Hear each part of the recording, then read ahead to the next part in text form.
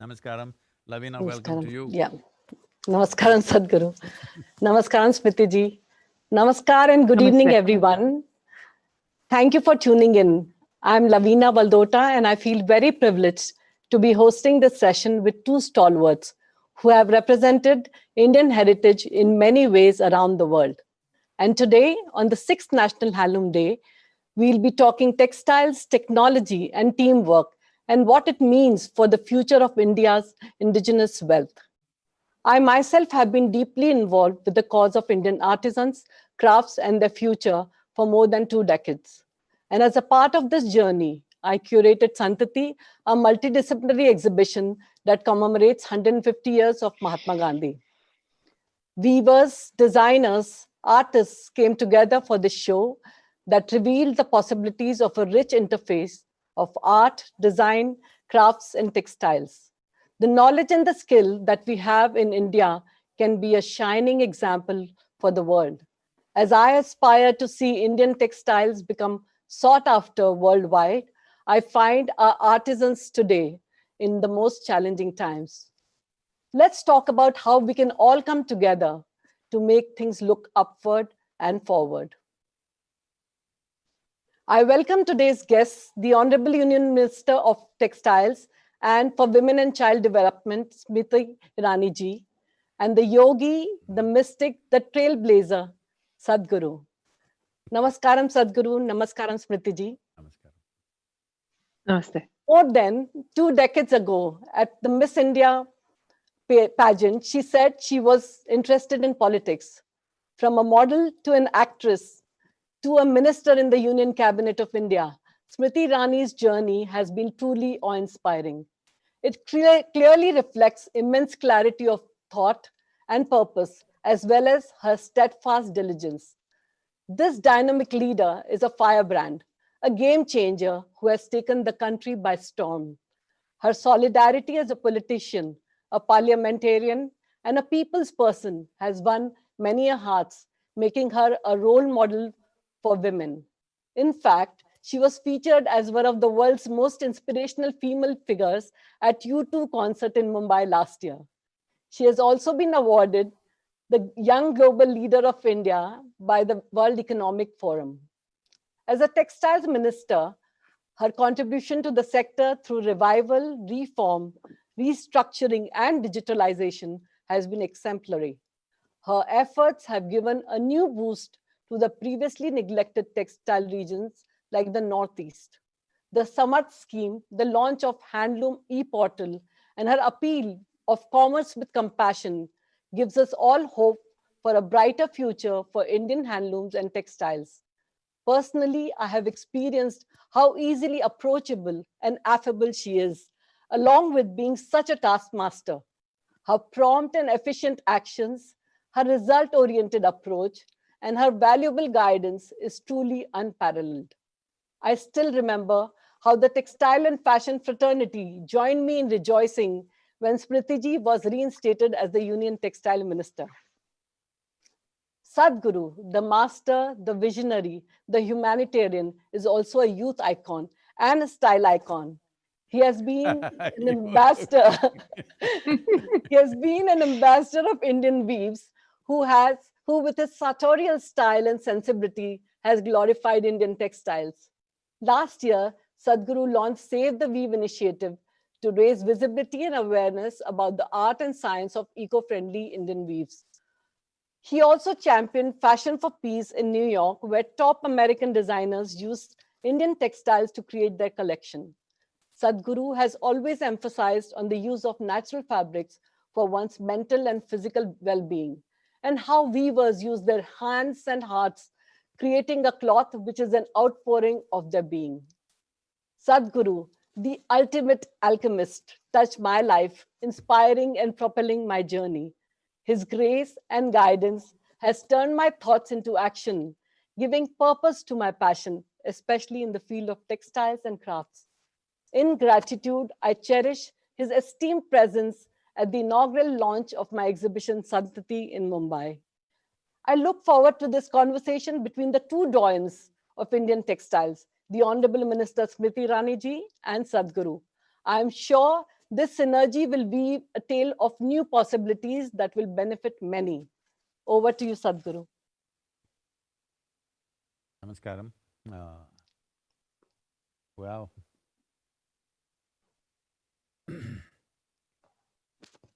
as I said earlier, see, in many ways, if you look through the millennia, nearly 40 to 50% of India's population were involved in making of the cloth, making of a fabric, growing the fiber and spinning and weaving and dyeing and variety of things. Every region has its own variety of handloom. So unique, and you being in Karnataka, you must know, there are such unique things that when I actually… I've traveled extensively in the country, not from airport to airport, like I've been on road, literally at one time on on two wheels, and like I've seen all kinds of things, and my interest in textiles naturally took to those centers also. In Karnataka, there is a place called Gulled Gudda. You heard of this, Lavina?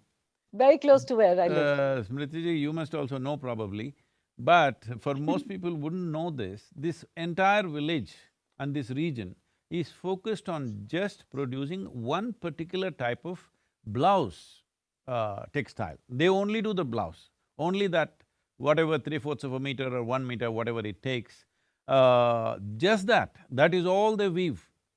And it was so amazing that I spent some time with these people.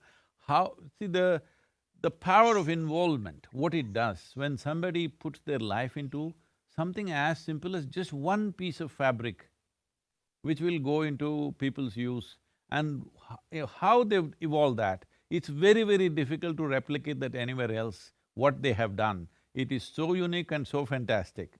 So like this, in every place that you go, there is a different weave and different style of doing things which all developed individually. We must understand it takes millennia, many millennia to come up with this kind of craft and skill and ingenuity. But in the name of modernity, from the time of Manchester's manipulations to today, the Chinese inputs, we are going towards everything, mass production, machine-made stuff. I am not against machines, I am not against industrialization, but what is done with human hand has a certain aesthetic, has a certain beauty, has a certain uniqueness, and above all, it's a human expression. The most important thing for a human being is, when it comes to inner way of life, we want to have the most profound experience possible.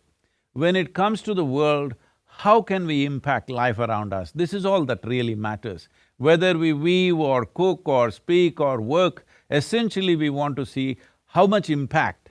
So, these dedicated hands which have given themselves absolutely to cause that impact, to cause that simple sense of pleasure for somebody unknown who will buy this and wear this, is a fantastic human expression. Unfortunately, between 1800s and 1860, I think millions of hand weavers committed suicide or died of starvation because of the East India Company's policy of those days.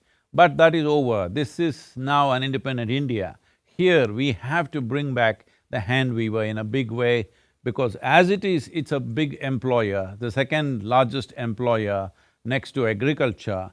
But we need to get this more integrated into our culture. We have all gone machine-made. Most Indians don't know, first of all, the worst thing is, we do not know we have a fantastic heritage of evolving variety of textiles that you cannot imagine possible. No nation, no culture ever has come up with so many varieties of textiles. It's truly fantastic. Making it live and making it prosper is definitely the goal, and we have a very dynamic and superbly articulate minister.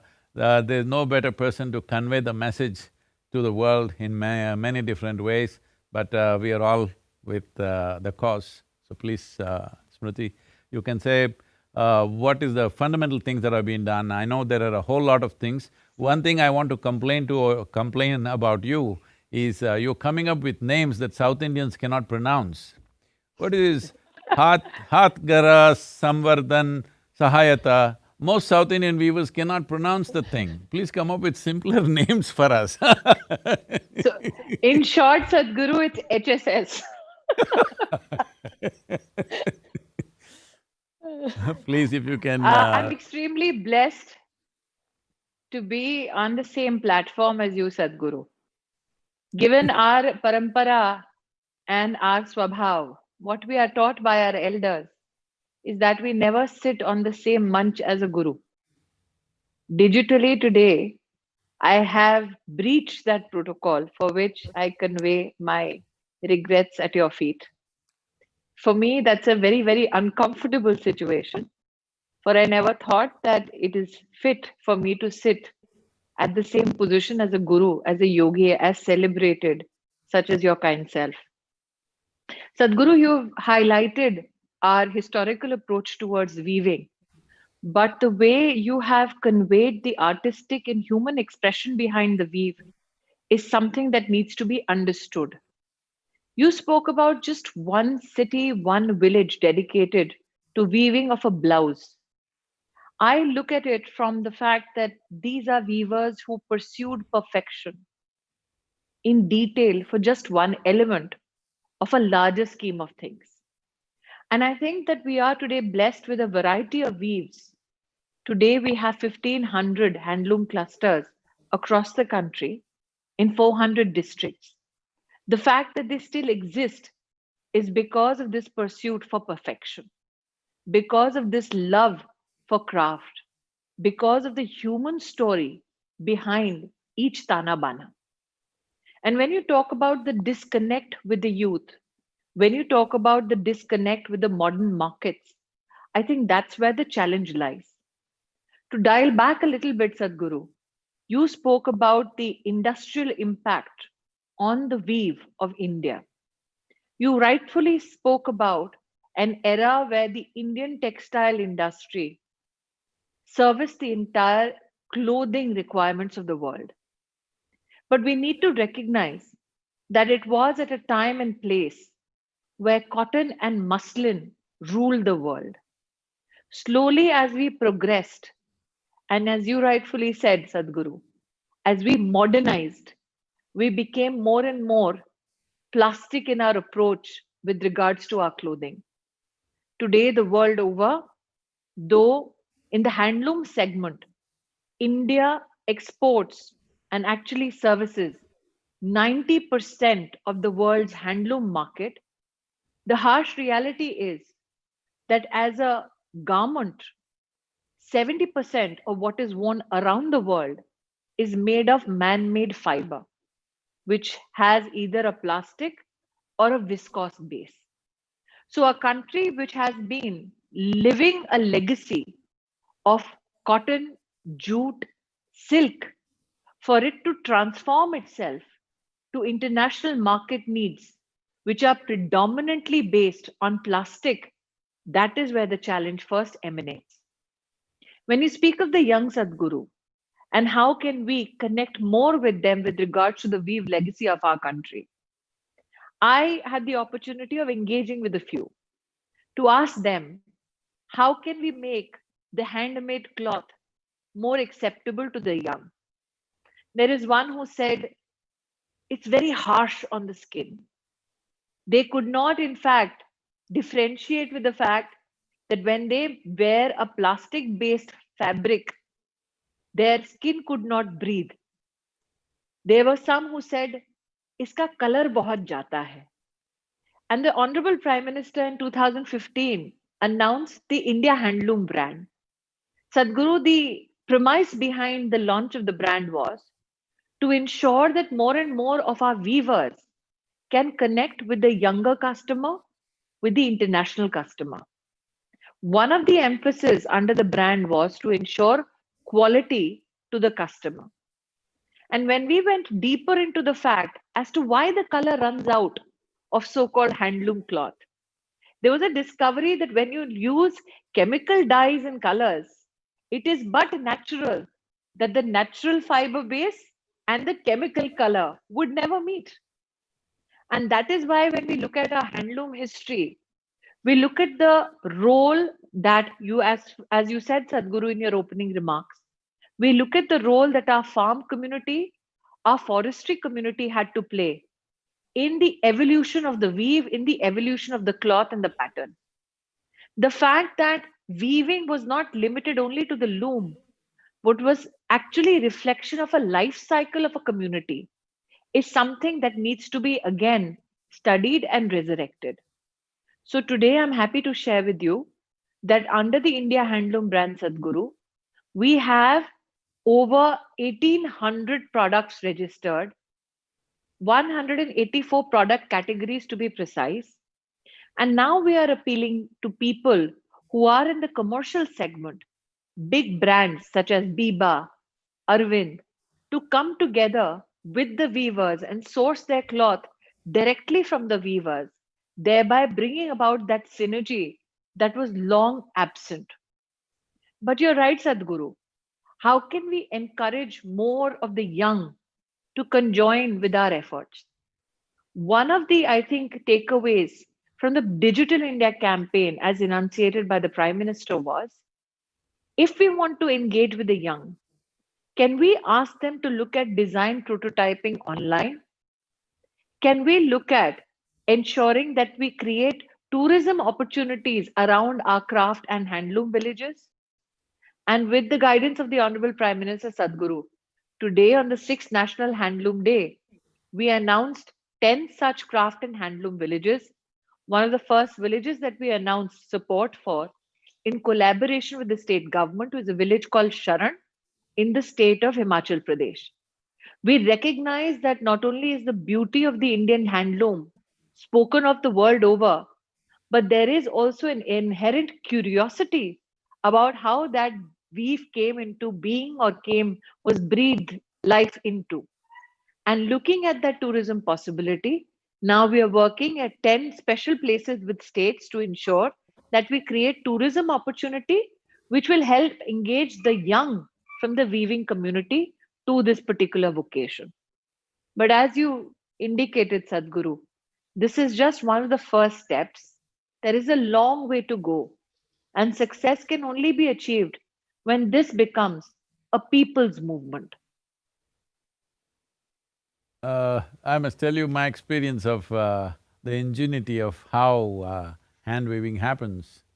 When I was just around 20 years of age or 21 years of age, when I was determined not to educate myself for any particular qualification I was just exploring the world.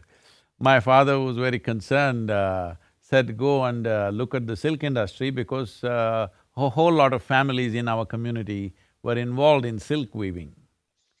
So just out of simple curiosity, I just went there to see how, the Mysore silk sarees were being hand woven in a particular area. I went and sat there because I'm saying this because the general impression of probably the modern or educated youth is these things are being done by people who are brainless people, otherwise you would be in the university, you would be doing something else. I went and sat there, and when I was 21, I really believed I'm smart. Not anymore, okay? At that time I believed I'm very smart. You're wise now. Realizing that I'm not smart, okay? So I went and sat there in an afternoon and I couldn't take my eyes off this guy for more than 2 hours because he was doing some magic with his hands, and like that a flower comes up here, another flower here, perfectly geometrically correct. And there is no computer, there is nothing guiding him, everything is in his head. He's simply just producing magic. Then I decided I don't have enough brains for this one and I stepped out of that. I'm saying it's so incredible because from childhood they're involved in this. So this was one concern because you're also the Minister of Women and Child Welfare. I don't know, Lavina said it's development, I don't know if it's been renamed. Is it development or No, no, welfare? it's still development. Okay. So, because of that, I'm Once they're saying… developed, Sadhguru, they can look after their own welfare. Yes. So, we must distinguish between what is apprenticeship and what is child labor. unfortunately, this activism about child labor, I'm not saying children should be put to work, definitely not.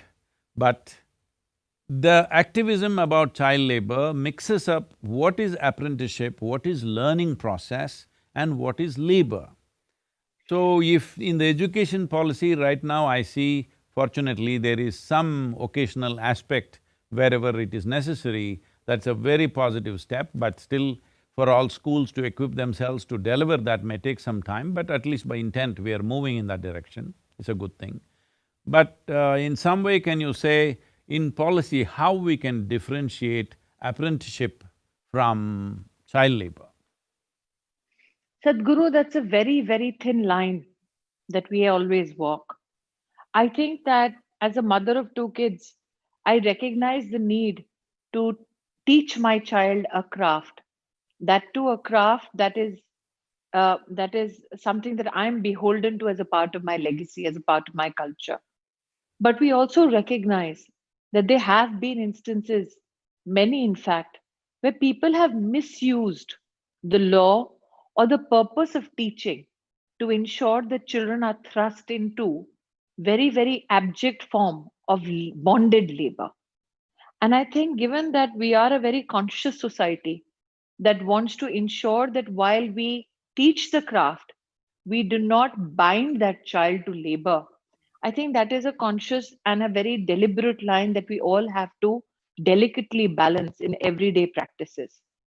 I think that Sadhguru, one of the greatest joys one can get, and I reminisce from my visit to your ashram, is when communities come together and teach their young what their legacy is. Nobody can misinterpret that as labor. And I think when communities and families come together, those are the instances that stay with a child forever. A grandmother who used to teach you how to stitch without it becoming a gender justice issue. A grandparent who would teach you, and Sadhguru rightly, can we look at new processes of creating new kind of natural fiber or fabric? A grandfather who could possibly tell you that can we look at how the banana peel can be used to make fabric, or parents who would tell you the beauty of the bamboo and how we can actually generate cloth out of bamboo. So I think that if we can encourage more and more families and community learning processes of these skill sets, we will stay away from the danger of shoving our children into aspects of labor. I also feel, Sadhguru, there needs to be a kind of a encouragement given to studying and researching about our legacies, especially with regards to our crafts and our looms. You, given your travels not only across the country but the world over, are very rightfully positioned, Sadhguru, to enlighten a lot of families about the craft legacy of their own districts, of their own states. How many of us take the pains of teaching our children about the craft legacy of the states or the districts that we belong to, or the village that we belong to? In terms of transference of skill, can we begin from there? And you're very right, Sadhguru. The magic on a loom is something which can never be expressed in words, which can never be quantified through technology. Because as yeah, it's so difficult to come together with so many threads, with a history of patterns and designs, and still come out with a unique piece of cloth every time. The principle behind, I think, not understanding the beauty and the intricacy of the loom and the skill set behind it possibly emerges from two prospects, one of ignorance and the other of arrogance. And I think, Sadhguru, when we approach a weaver with a sense of humility and a desire to learn, I think we come back enriched. So, if thought leaders and yogis such as you bless families so that we are encouraged to take these lessons to each child, I think that the revolution that we all hope for is a revolution and a change which will not be far behind. Uh, that is very true, Smriti, I very much appreciate that thought. But at the same time, these are times where the excitement of technology, what happens on the screen, is more interesting than anything that can happen in the world. When that is the thing, unless something is made lucrative, people's investment of time may not happen in anything, however beautiful and fantastic it is, whatever historical significance and even cultural and legacy significance it has, it won't live unless it has a lucrative element to it. So having said that, these unique weaves and designs that exist in every part of this, at least if we recognize a few things belong to a certain state, is it not a good thing that by policy we bring this into the country, that let us say if you are in a particular state, whatever the handloom legacy that is there in that state, whoever gives a boost to it in terms of, let's say, hospitality industry, school uniforms, all these things, if they take to this, they will get some tax benefit or some other kind of economic benefit must be given to them, so that suddenly what is a niche consumption can become reasonably mass consumption. Especially children, it is a crime to wrap a child in a polyfiber. You do that to dead fish, not to living children. To our children, we should not do it. This is one of the worst things that you can do, but almost entire children's clothing in the world is fully polyfiber.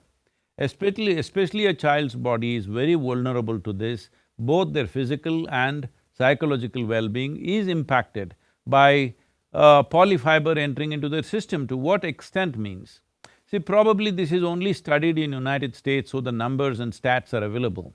They're saying an average American has 28 grams of polyfiber in his body. Because polyfiber has entered our body, polyfiber has entered the soil, has entered the water, has entered the whole food cycle, and it is getting into us.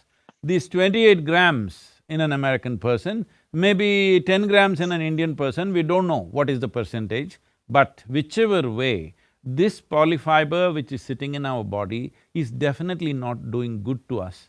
How much is this a cause of cancer, other ailments, whatever liver, kidney problems that people are going through all over the world?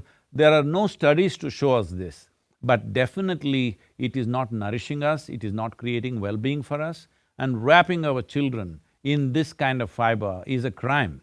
So, one thing we can do is by policy, at least the government schools can start initially, and then we can encourage the private schools, that school uniforms must be natural fiber, if possible handloom, but the style and the design should be belonging to that state, so that this will live on actively. And when in their young age, when they wear this and they appreciate it and they know the value of it, they will naturally, when they become youth and citizens of this country or in the world future, then they will continually continue that legacy for sure.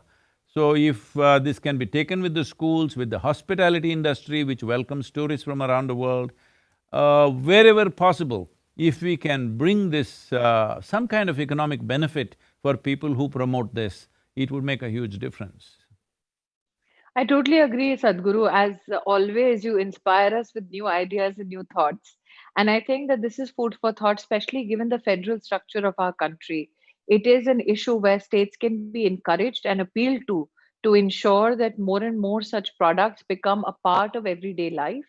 In fact, Sadhguru, when it comes to school uniforms, as somebody who had served in that particular segment earlier, I believe most of the cloth that the child wears is not cloth which is of man-made fiber, but yes, there can be a definite encouragement given to natural fiber, especially for use by children.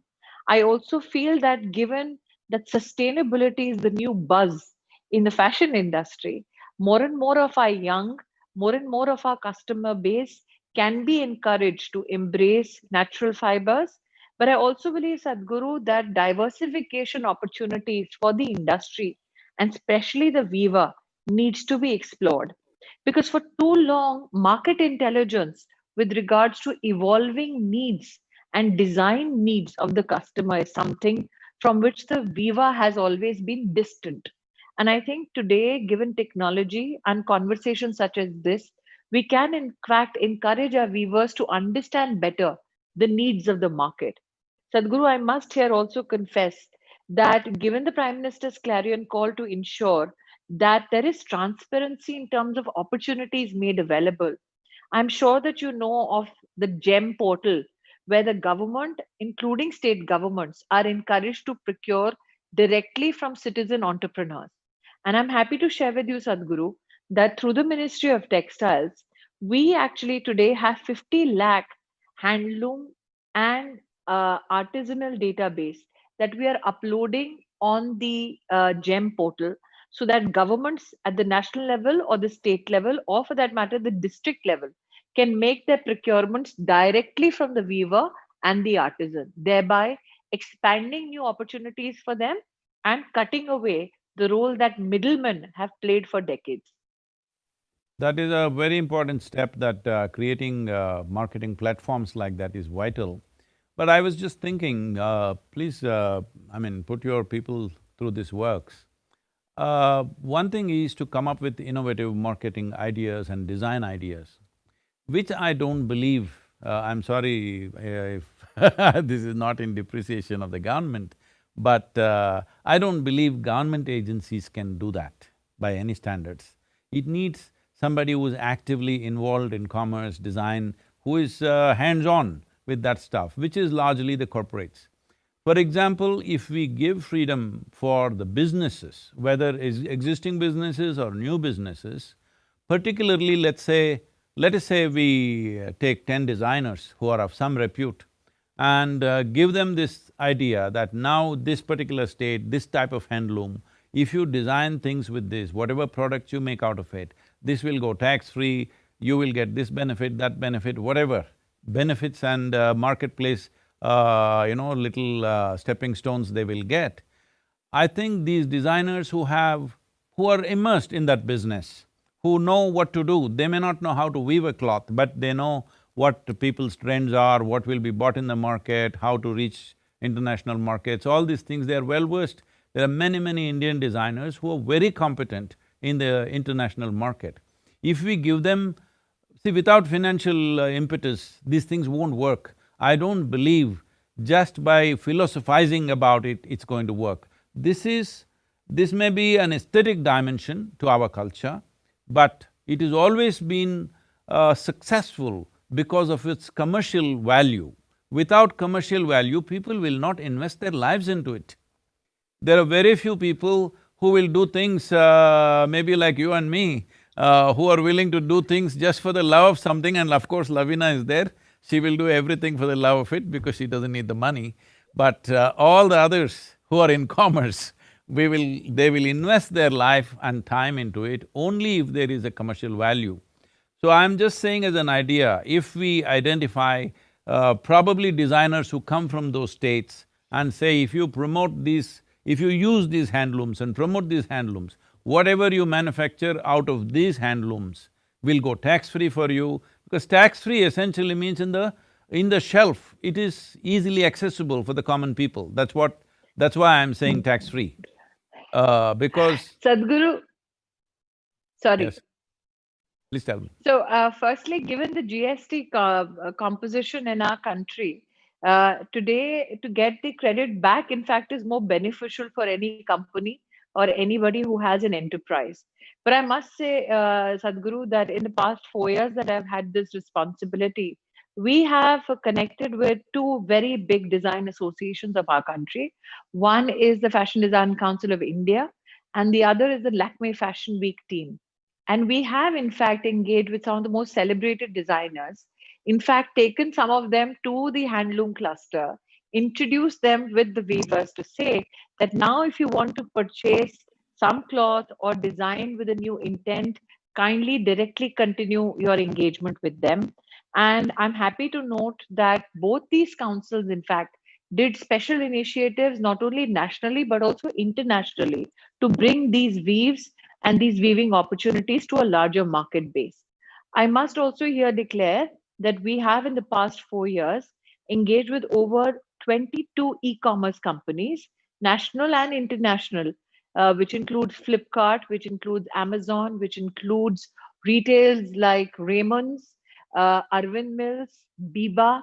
In fact, one of the most memorable events as textile minister was when the brand Alan Solly, because of our initiative to source directly from the weaver, ended up even intricately making mother of pearl buttons for men's shirts. That is the amount of love that a multinational company suddenly showed because we brought about that engagement directly with the weaving community. I still remember when Biba, a brand which is so successful, picked up over 2.5 lakh meters of cloth directly from a Pochampalli cluster.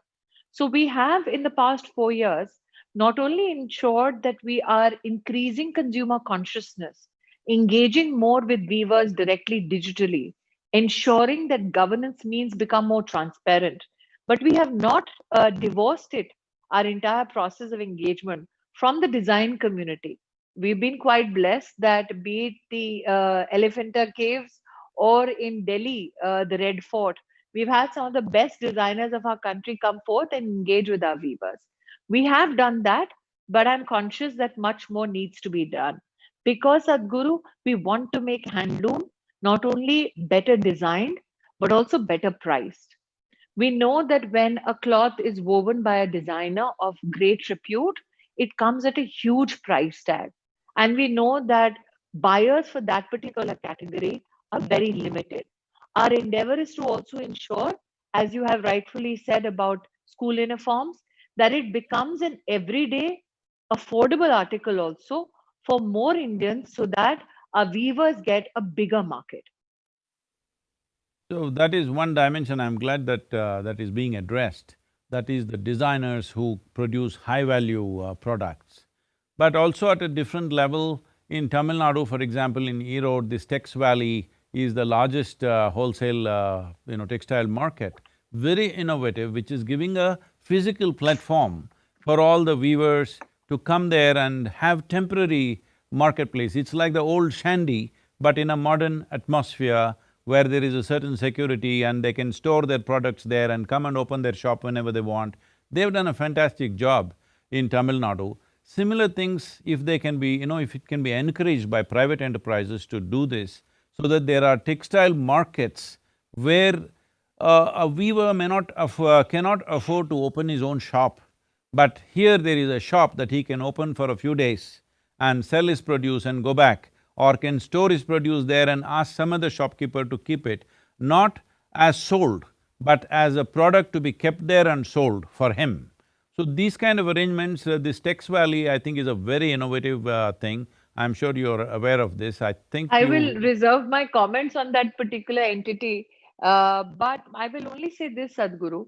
Given the challenges that the pandemic has presented everybody in our country with, I think the future also predominantly, at least till such time that we get an early and total solution to the pandemic, is going to be a thrust on digital, I think, transactions. And I think that one of the challenges that we will be confronted with, and currently something that we are working on through our field offices and in collaboration with state governments, is how to make our weavers more digitally literate. They have all the best of wares, their price points are extremely competitive, but there is a finesse to which a presentation grabs client eyeballs. And I think it's those little details that we seek support in. If the community, Sadhguru, can reach out to the nearest weaving cluster and just help them better understand how to position themselves on digital platforms and attract more attention from customers with regards to their designs and with regards to their wares. I think given the pandemic currently, Sadhguru, that will be of great help to our weaving community. Yes, considering the virus pandemic, I think one sector that is really being hit is the hand weavers, because I don't think too many people are thinking of buying new clothes right now.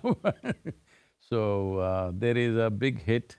I don't know if there are alternative ways for them to survive and things. I'm sure it's a hardship. That is There a is, hardship that whole population of the country is facing, but but particularly for… Sadhguru, Mhm. the imagine human ingenuity in the pandemic uh, came a new They're making opportunity. masks, I heard. Yes, absolutely. Designer And masks, I see. look at the beauty of collaboration, Sadhguru. We must between the see weaver and the Lavina's mask. artisan. We must see Lavina's mask. I'm sure it's a designer mask that she wears. I haven't stepped Sadhguru, out of the the house to wear a collaboration, mask.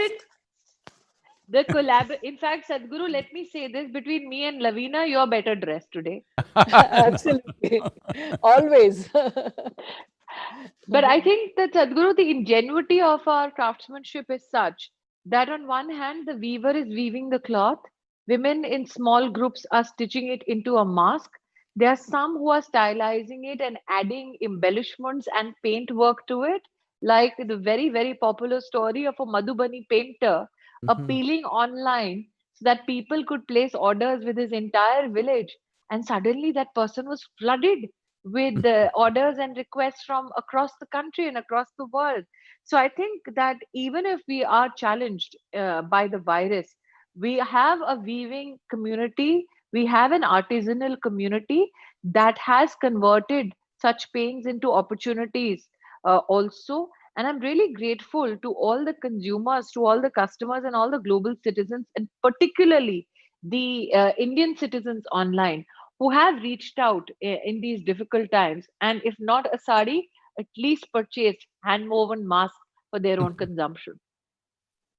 That's a wonderful thing that they're doing. That ingenuity has been the spirit of India, as we should know that in early 90s, only some 3 to 4% were actually had an organized employment. Nearly 96% of the people were self-employed. So we are a nation like this who have been self-employed for a very long time. I don't think… I know today when we talk about economy, everybody's talking about jobs and jobs. It's distressing for me. This is just American language that you're just picking up and say, where are the jobs?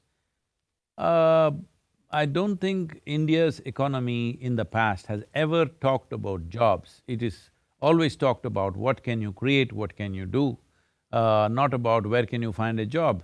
Jobs were only government jobs a little bit, rest was all enterprise. I don't think we should kill that. It's very, very important that we keep that alive and pursue that path. The safety of a job makes a human being very dull and unenergetic about his own life. The safety of a job that anyway, people are talking when they join the job within 5 years of doing their service, they're talking about the retirement benefits that they will get from the job. That's not the way for a human being to exist. Because making a living is one thing, making a life out of it is another thing. That's what is beautiful about handloom, because it's not just a way of making a living, it is about making a life out of it and also making somebody else's life out of it, which is a very significant approach. But right now, as handloom industry, many things are being done. Well, this is a virus time, this is not forever, this is a period of time that we will come out of successfully, I'm sure. But except for the lives that are lost, unfortunately, rest, I think we will come out stronger, more resilient, more creative, more innovative than ever before. That is for sure, I have the trust. But one aspect I feel that could… that you as a textile ministry could pay much more attention to is, see, for example, we have nearly 80 million tons of bagasse from the sugarcane. We are one of the big sugarcane countries. Bagasse can become a source of textile, and we have a huge amount of banana cultivation, particularly in southern India.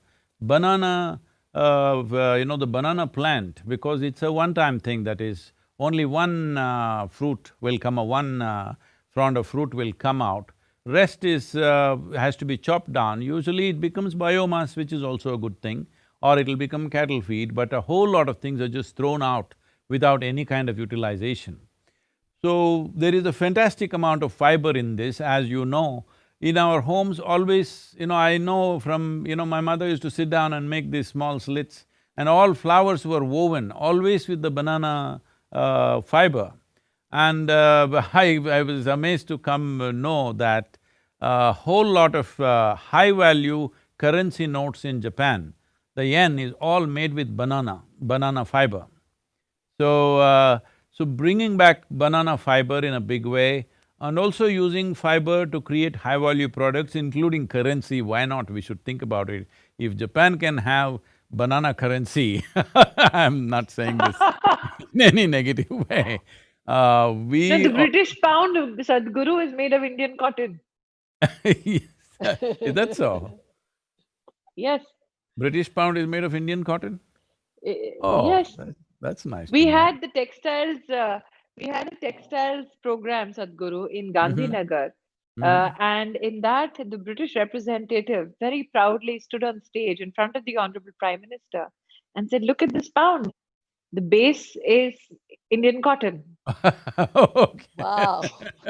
So between the yen and the pound, there are many more elements of Make in India that we And can also I've discuss. seen the banana and bamboo fabric. These are really fine fabrics which can be brought forth, and because it's an agricultural byproduct, this could be a significant thing about promoting this banana, bagasse, bamboo, all the three Bs could contribute a lot to fine textiles from this country which will be definitely of international grade.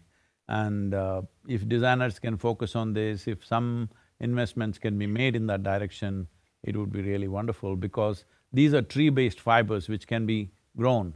And also, during the Nixon era, it happened that they asked Indian governments to burn down all the hemp cultivation in the country because they could not differentiate between hemp plant and marijuana plant, which is of the same species but not the same effect.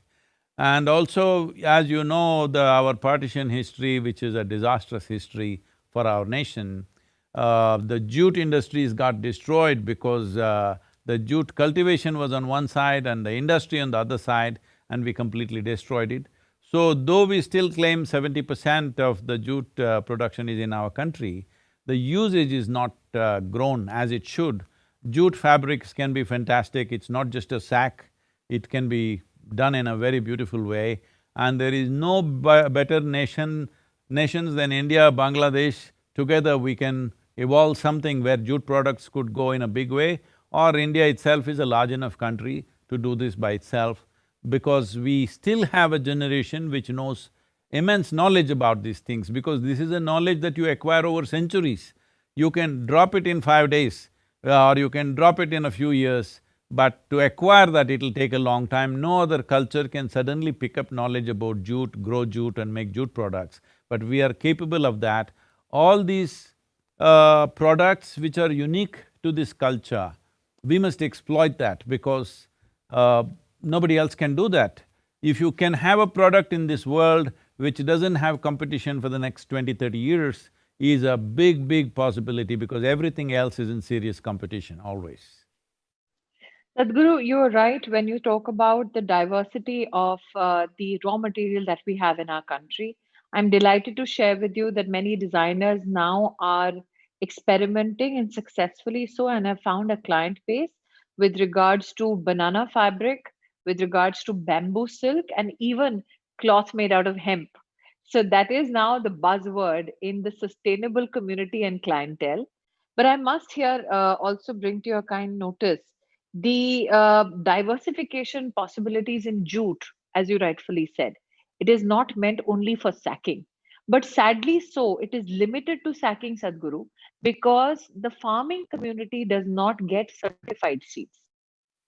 Bangladesh, which also produces jute but lesser quantity of jute, has enhanced its quality of jute based on certified Indian seeds.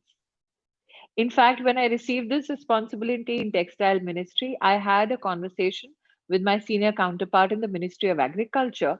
Agriculture, because state governments have a large role to play, we implored with all the states, especially one state, the state of West Bengal, which has 70% of the jute, raw jute output, to ensure each farmer has access to certified seeds. We were not very successful in communicating the needs of the farmer. And that is why, in the next coming 7 days, Sadhguru, we have undertaken under the National Jute Board an initiative to ensure that the certified seeds needed by the jute farming community is provided for directly in collaboration with the National Seed Corporation. But I must say, Sadhguru, that every year the government of India, only for sacking, gives valued orders at 5,500 crores. Mm-hmm. And the companies which get 5,500 crores worth of orders are only 125. We have, in fact, when we came into this position of service, spoke to those companies and said that you have a ready order of 5,500 crores every year. Why is it that the jute farmer and the jute labor never gets paid? There were some murmurs here and there, and that is when we decided that if you want the government order of 5,500 crores every year, you will ensure that you pay the jute farmer and the jute labor before, get that certification from that farmer and labor that there are no dues, and then you shall continue to get government orders. And Sadhguru, I'm happy to report to you that after that intervention, after many years, we've had farmers and labor tell us that because of this intervention and this insistence of the government, today we have companies who have all dues paid only then that they can work with the government of India. But the good news behind jute is, Sadhguru, in the last budget, we announced for the first time with the blessings of the Prime Minister the National Technical Textile Mission. And one of the technical textiles is geotech. Jute, Sadhguruji, in the past 4 years, we have had it certified by the Indian Road Congress.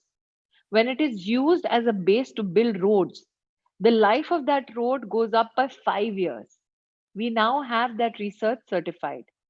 Secondly, we have used jute cloth to ensure that in hilly areas we contain landslides. And successfully now, that practice has been shared by all hilly states. Thirdly, Sadhguru, the Prime Minister has announced the Jal Shakti mission, which encourages making of more and more ponds at the village level in all states of the country. And the lining of such water bodies is jute based. So we have reached out to all states, Mm-hmm. we have reached out to all authorities that are either in construction of roads or water bodies to encourage diversified prospects of jute. Because as you rightly said, Sadhguru, till such time we do not encourage commercial opportunities, no diversification process or effort will bear fruit. Yes. Uh, like these tree-based things and also the fiber cultivation as such. As all of us know, the struggles that Indian farmer has been going through and unfortunate suicide incidents across the country for variety of reasons. But one fundamental reason is because farmers are completely invested in growing regularly monoculture agriculture and all perishable items. But if 30%, if we envisage in the next 10 years or so, by 2030, if 30% of the land is dedicated to fiber cultivation, a huge relief would come to the farmer because now he has a product which is not perishable, where there is more opportunity to market it in a lucrative way rather than desperately put it out in the market. So, if we evolve a policy towards this, at least a certain percentage of the land, I'm saying 30% out of my concern, but whatever is a practical percentage, if it goes under variety of fiber cultivation, there used to be one thing in which is called as the Malabar silk cotton trees. When we were growing up, if you don't pluck them, they would be all over, flying all over the place. It was a lot of fun for the kids to chase them in the air. But I think these days those trees have completely disappeared. I don't know much about it, but looking at the finish of the fiber as it is, the way it is fine fiber, because right now I see one reason why the Banaras weavers are using nearly 40% of the Chinese silk and stuff is because they feel it's lighter. But making it light, clothing which is light like that, hand woven but still light like that, I think that particular fiber would do. I'm not an expert on this, but from my experience of chasing these fibers in the air as a child, I saw that they were so fine, much finer than the silk. And as I told you, I was also been a mulberry farmer and a sericulture farmer, so I know how silk is and how fine it is, but the raw silk that we're producing is a bit heavy. That was the beauty of the cloth, but unfortunately, the modern requirements are it must be very light and fine. So one important thing, I'm adding one more aspect to this is, it's very cruel to ask a handmade cloth to come to the standards of machine-made cloths. Machine-made cloth, every meter is same and same and same. This will kill you with boredom one day. This machine made everything.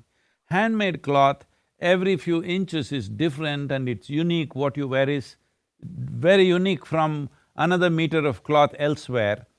But the standardization process has to evolve and our aesthetics has to evolve from everything being clean and smooth, that the texture is beautiful by itself. I think this texture is being appreciated in Western cultures these days, but in India, people think being modern means everything must be same. So, from airlines to hospitality industry to schools, all these places, if handmade fabric comes, I think in many ways we will be presenting India in a much more aesthetic and sensible way and also in a commercially sensible way. Sadhguru, I think that you've hit the nail on the head. That everybody now wants the comfort that they presume a particular modern fabric will provide to them vis-a-vis the natural fabric experience. I also feel that there was a time and place for a particular cloth with regards to seasons and with regards to festivals. I was fascinated, Sadhguru, where 4 years ago, when I came into this responsibility, I know that the world over, when designs are made, every year there is a color palette. And I remember in one of my sojourns in Paris, I had asked a very, very big design house, tell me your color palette for the year Tell us 2020. something about your modeling days. I hardly knew about that. Oh, Just I recently I hardly, saw a picture of I you. I couldn't looked believe at that. my size, Sadhguru. I obviously you would not believe it. But to just go back to that story, Sadhguru, I asked this very big design house that how do you prepare for your customer in the future? And they said for every year, we a year before announce a color palette. And no matter what the make of the garment is, we play along with those designs in that color family. And I asked him about his India experience. So exasperated with that gentleman, he threw up his hands. He said, in India, you decide what you want to wear, when you want to wear it, and in what color you want to wear it. So we could never presume a color palette for you. And I was ecstatic because there was an acceptance by this connoisseur and this ideator of designs of one of the biggest brands in the world that we were not predictable when it came to our color schemes, Not only that color we would scheme, in want. anything we are not predictable. And I think that that is where the uniqueness of the Indian consumer tastes come into. Yes, they are evolving. Yes, there is a mad rush to want something which is convenient. But I also feel that the pandemic has given us a lot of time for appreciation and introspection.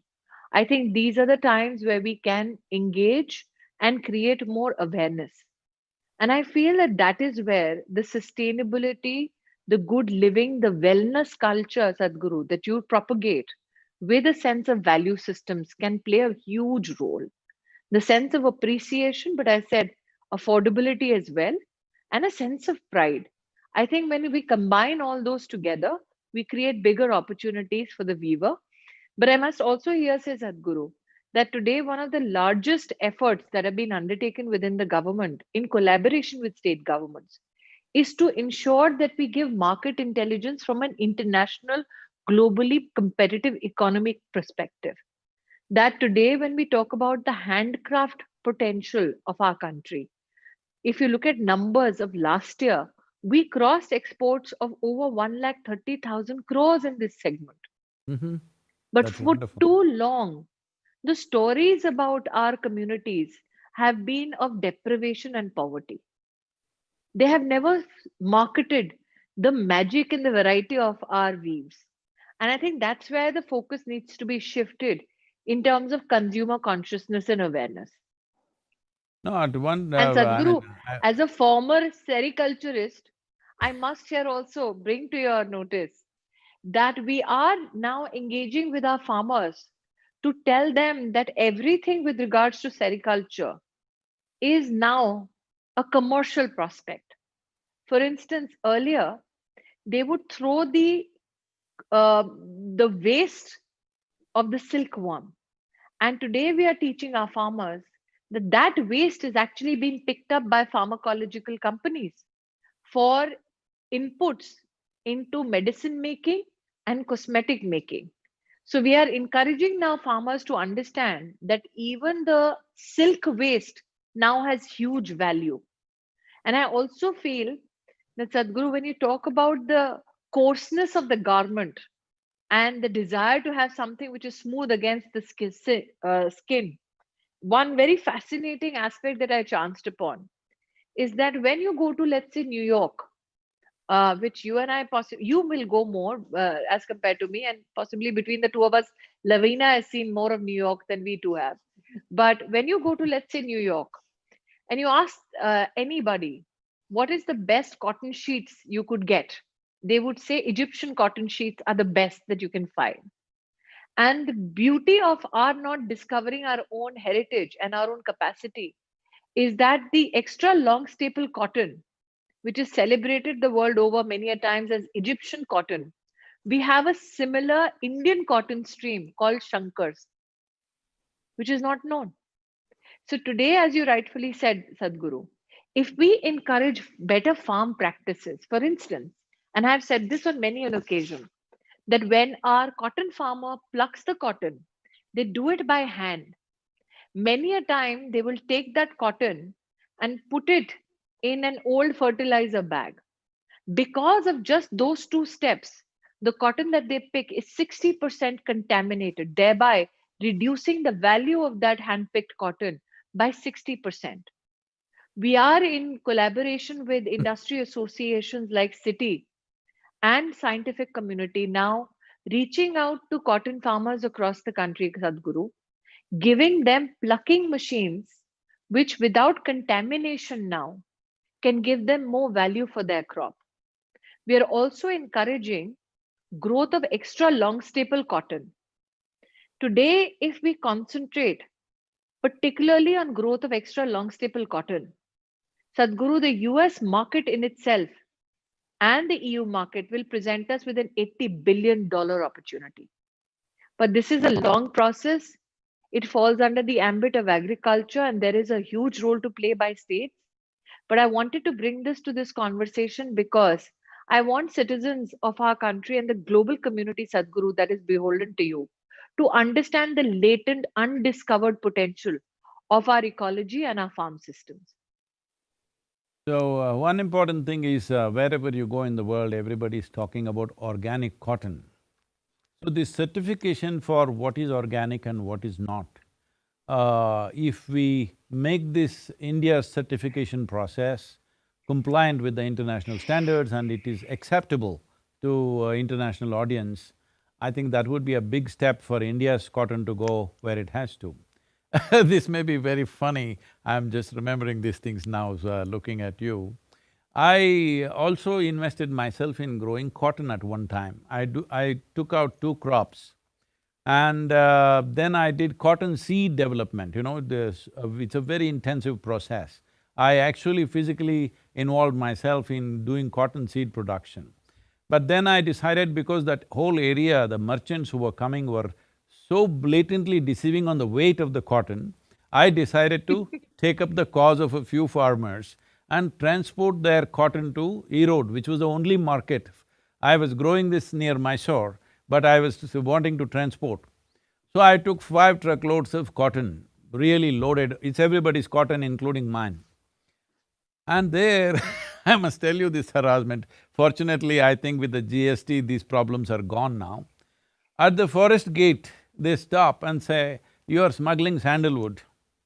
I said, "No such thing, we just want to go to the market." He says, "No, I want to check, unload the cotton now," in the forest. He's asking me to unload 5 truckloads of cotton. And if you unload it, you're finished because you can never load it back. It takes a lot to load cotton because the volume is more, weight is less, we stand on it, press it and take it down. And this is a simple trick that this guard says, "Unload the cotton. I just want to check if you have sandalwood inside." So the only way out, you know what is the way out.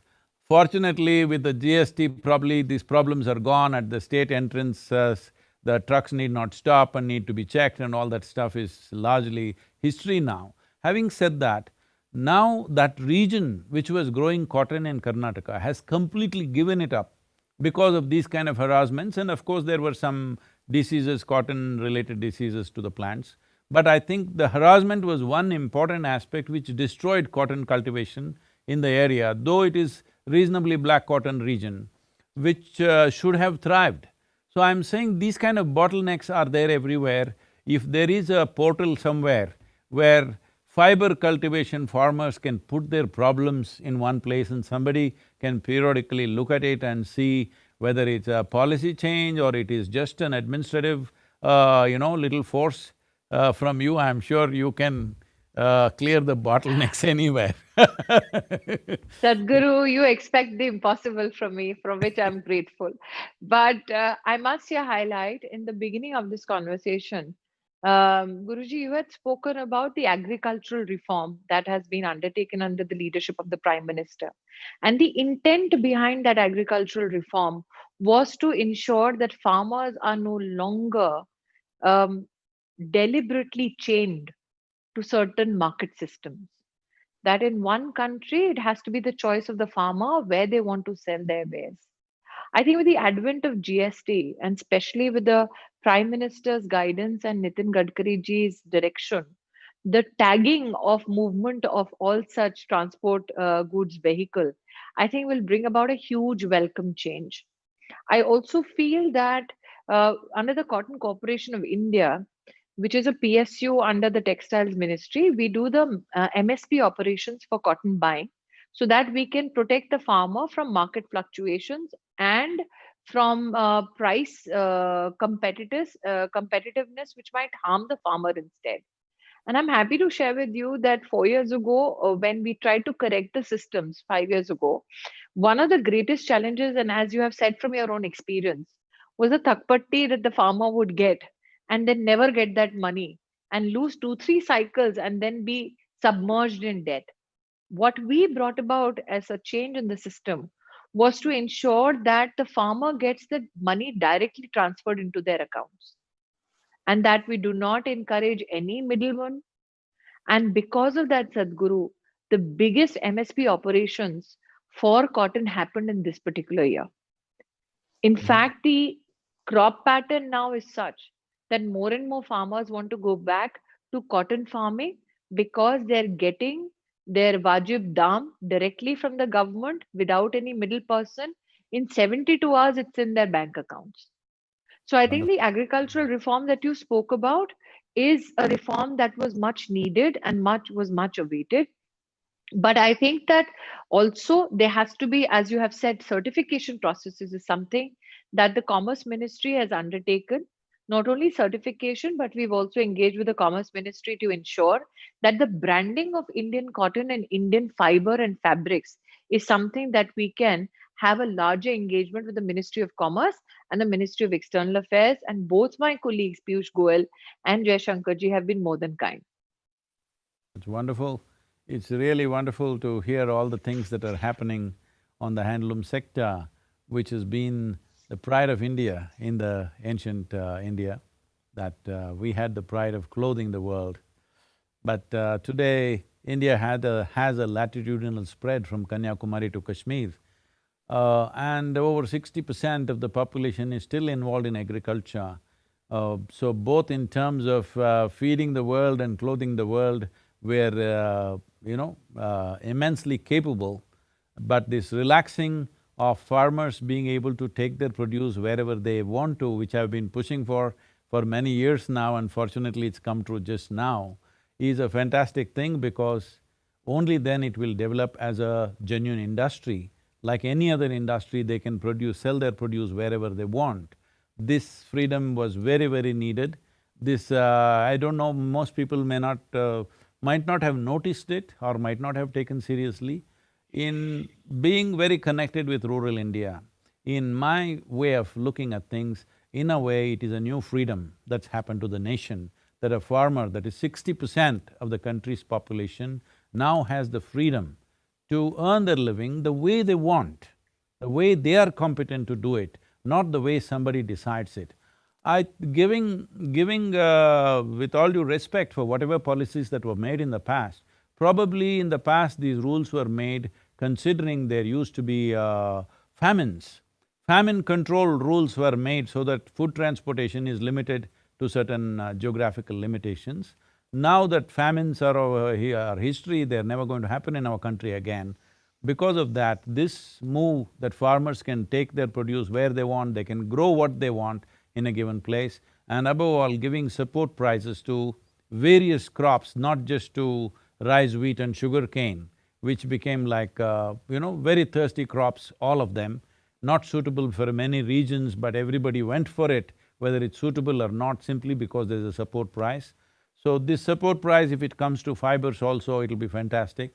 I strongly feel at least 30% of India's land should go under fiber cultivation, and in tandem with handloom and natural fiber industry growing. So on this National Handloom Day, congratulations for many things you've achieved, but we have big expectations out of you, what you will do for the handloom industry in future. And it's great that I don't know how it was thought through that handloom and the textile and this woman and child being put under one person. I think that's very innovative and insightful, because 75% of the people employed in this sector are women. So, as an economic process for women, this is a very significant step that both are under the same… they're not the same ministry, but under the same person, at least under the same minister. That's a fantastic move, and I'm sure it'll pay off long term.